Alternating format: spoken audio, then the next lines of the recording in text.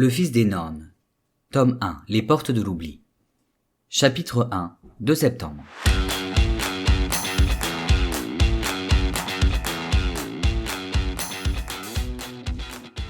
C'est la rentrée aujourd'hui. J'ai déménagé cet été. Je suis donc inscrit dans un nouveau lycée. Mes parents auraient pu attendre que je sois à la fac, mais non, eux ont décidé d'ouvrir une boutique dans la ville d'à côté. Je ne me fais pas de soucis, car je suis plutôt sociable. Mais cela ne me donne pas pour autant la certitude de me faire de véritables amis, car j'ai tendance à être sélectif dans mes relations. Je n'y suis pour rien, moi. Si le lycéen moyen a tendance à ne pas réfléchir outre mesure, je ne mets pas tout le monde dans le même panier. Juste les 3/4 de la population. Je finis de me préparer rapidement. Je ne suis pas du genre à traîner 3 heures dans la salle de bain. Je jette tout de même un coup d'œil dans le miroir pour m'assurer que je me plais à moi. Je porte un jean troué, un t-shirt large, une veste un peu trop grande et des Doc Martens noirs à paillettes. Malgré mes efforts pour les maîtriser, mes cheveux bouclés partent dans tous les sens. J'aime bien le style Destroy, et là, j'y suis. Mes parents sont déjà à la boutique. J'irai donc en cours tout seul, content de ne pas les entendre me dire que ma tenue n'est pas adaptée à un premier jour de classe. Je ne vois pas en quoi cette journée est si spéciale. Ce n'est qu'un jour parmi une succession de jours, le dernier qui précède une longue liste d'ennuis. En y repensant, je me dis que j'aurais pu mettre un costume noir identique à ceux qu'on porte aux enterrements. Cela aurait pu symboliser le deuil de mes vacances.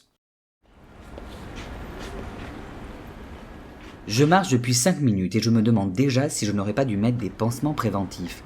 La douleur me souffle la réponse, mais pour le moment, je préfère rester dans le déni. J'arrive devant le lycée, les listes des différentes classes sont accrochées à l'entrée.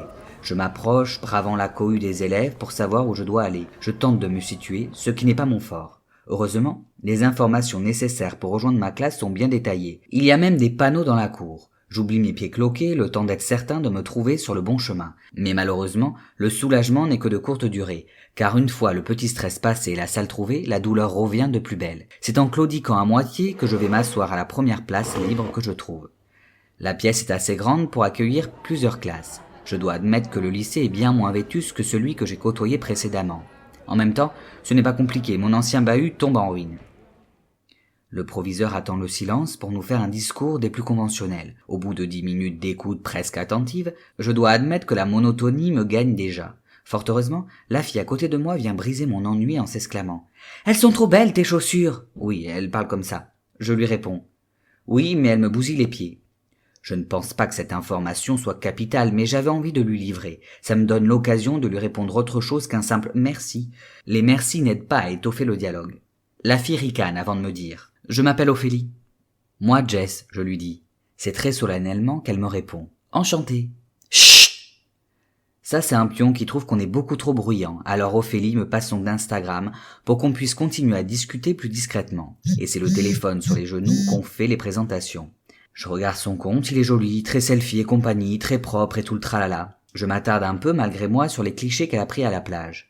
Je me dis que si elle les a postés, c'est que ça ne la dérange pas tant que ça d'être regardée. Pas étonnant, c'est une jolie fille. Plutôt rousse, plutôt ronde, plutôt l'air sympa, plutôt les yeux verts même si j'y décèle un peu de bleu. Je vois qu'elle a aussi posté beaucoup de photos et de vidéos de pâtisserie. Franchement, je trouve ça nul. Je ne parle pas de ses confections, non, ses gâteaux sont très bien. Je parle du fait de poster ce genre de choses. Je ne dis pas que c'est de la merde, seulement que ça m'ennuie comme la plupart des choses que les gens postent. J'en viens à la conclusion que c'est moi qui suis difficile. Ou bien tout simplement pas intéressé. Je regarde encore les desserts, désireux de comprendre ce qu'il y a de passionnant à cela, sachant qu'elle ne divulgue même pas les recettes, enfin si, mais pas sous tous ses posts. De toute façon, je n'aime pas pâtisser, je ne serai donc pas objectif, ça vient certainement du fait que je loupe tout ce que j'entreprends en matière de biscuits et compagnie. J'écris à Ophélie. Je suis trop nul en pâtisserie, et en plus je trouve que c'est de la merde. Par message, elle me demande. Pourquoi de la merde? Tu n'aimes pas le sucré? J'aime à manger, mais pas en faire. Elle me cerne en me rétorquant. Dis plutôt que tu ne sais pas en faire. J'admets. Elle me dit de vive voix. Tu aimerais faire une vidéo pour mon compte avec moi? Pour que tu te foutes de ma gueule? Hors de question. Elle insiste. Mais si, ça sera drôle. Et puis mes abonnés m'ont demandé des vidéos de ce genre. Je n'avais pas de candidat, mais tu as paru. Elle me parle comme si elle avait 1 million de followers, alors qu'elle n'en a que 5203. En comparaison de mon compte, c'est beau. Personnellement, j'ai exactement 80 abonnés. Il faut dire que les réseaux, ce n'est pas vraiment ma tasse de thé. Je n'y vais que pour espionner les autres. Il faut dire que ma vie n'est pas suffisamment passionnante pour être partagée. Je réponds à Ophélie. Hors de question que je m'humilie devant 5000 personnes. Mais si, tu verras, c'est drôle. C'est certainement parce qu'elle est vraiment jolie que je lui réponds « Ok ». Le mot sort de ma bouche sans réel contrôle, mais ce n'est pas grave, on risque de bien s'amuser. Elle s'exclame un peu trop fort. « C'est trop bien! T'es dispo vendredi après les cours ?» Je lui réponds que oui, juste avant que le pion nous foudroie du regard. Il s'insurge contre notre envie de vivre. C'est quand même le premier jour de rentrée. Alors on se tait 2 minutes, désireux de se faire discret, mais très vite, notre envie de communiquer prend le dessus. Et c'est de plus belle qu'on reprend nos chuchotements. La répartition des classes vient d'être donnée et je suis un peu déçu parce qu'Ophélie ne sera pas dans la mienne. Je la trouve drôle. Elle aurait pu être un bon passe-temps. J'observe ma classe et j'en viens à un triste constat. La plupart des élèves ont l'air bovins.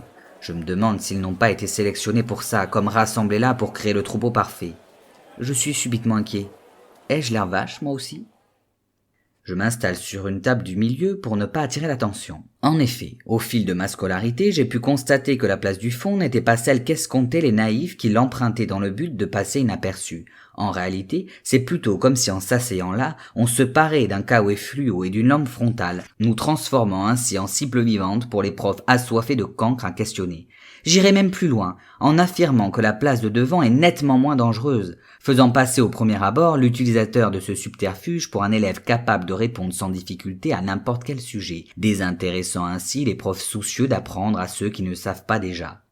Mais ceci ne fonctionne pas dans 2 cas. Quand on tombe sur un enseignant sympa qui cherche la personne qui saurait se montrer heureuse de participer, ou quand le prof se rend compte qu'en réalité on ne comprend rien à rien. Être assis juste sous son nez lui donne donc l'illusion qu'on souhaite s'améliorer, lui procurant l'envie quasi irrépressible de nous aider, ce qui nous mène indéniablement et de manière récurrente à des situations que l'on souhaitait éviter coûte que coûte, comme par exemple passer au tableau pour corriger un exercice.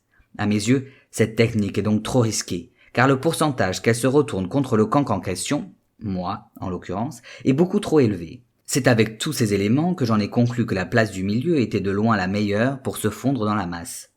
De ma à peu près place sécuritaire, je continue à observer mon nouvel environnement. Je me rends compte que tout le monde a l'air de déjà se connaître. D'ailleurs, ce doit être le cas. Au début, j'ai cru que personne n'allait s'asseoir à côté de moi, préférant rester en terrain connu. Mais non, un gars vient de poser son sac lourdement sur la table collée à la mienne, juste avant de se laisser à moitié tomber sur sa chaise. Je lui dis « Salut » et il me répond « Salut ». C'est con parce que ce mec a l'air naze.